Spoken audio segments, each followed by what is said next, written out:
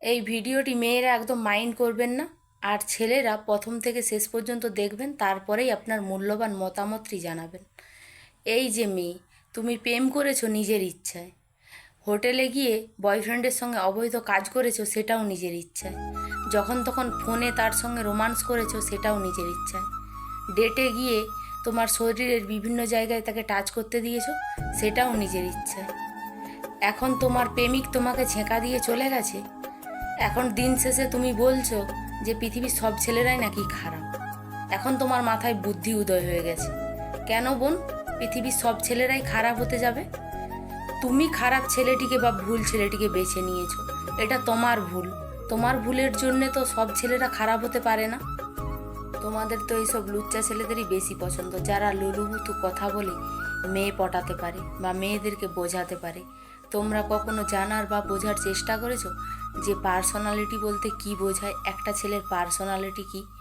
আজকে যেই ছেলেটা তোমাকে ইমপ্রেস করছে বা তোমার পিছে পিছে ঘুরছে, তার কি ভরসা আছে কালকেও অন্য কোনো মেয়ের পিছনে ঘুরবে না বা তাকে ইমপ্রেস করবে না? কিন্তু না, এত সবের পরেও তুমি নিজের হাতেই তোমার সব কিছু তার হাতে তুলে দিয়েছো, নিজেকে তার কাছে সস্তা করে দিয়েছো।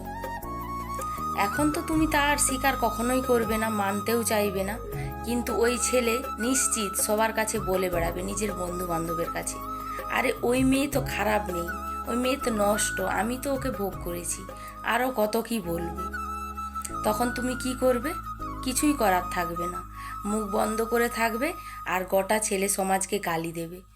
এইটা বলার সুযোগ কে করে দিল? তুমিই তো নাকি? এখন বাবা মা যার সঙ্গে বিয়ে দেবে, মুখ বন্ধ করে চুপ থেকে তার সঙ্গেই বিয়ে করে নেবে। তোমার ওই ব্যবহৃত শরীরকে, সতীত্বের মিথ্যা মোড়কে মুড়িয়ে তাকে উপহার দেবে।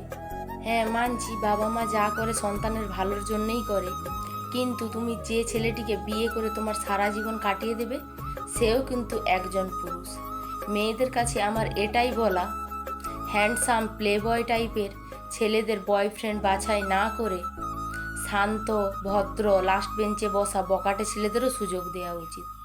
সে আর যাই করুক, তোমার শরীরটিকে ব্যবহার করে ছেড়ে দেবে না তোমাকে, তোমাকে কখনোই ব্যবহার করবে না বা তোমার মনও ভাঙবে না, তোমাকে ভালোবেসে তোমার যোগ্য সম্মান দেবে।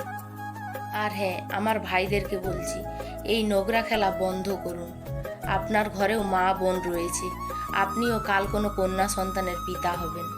আপনার ঘরের মা বোন বা মেয়ের সাথে যদি এমনটা ঘটে, তখন আপনি কি করবেন? হ্যাঁ, আর মেয়েদেরকে বলছি, কোনো টাকাওয়ালা সুদর্শন ছেলেকে বাছাই না করে নম্র, সভ্য, ভদ্র, দিলদার টাইপের ছেলেকে জীবনসঙ্গী হিসাবে বাছুন। কখনোই ঠকবেন না, কখনোই ব্যবহৃত পাত্রী হয়ে পড়ে থাকবেন না। আমার এই ভিডিওটি হয়তো অনেকের ভালো নাও লাগতে পারে, তাই যাদের ভালো লাগবে বা যারা বুঝতে পারবেন আমার কথাগুলি, অবশ্যই একটি লাইক করে দেবেন। ধন্যবাদ।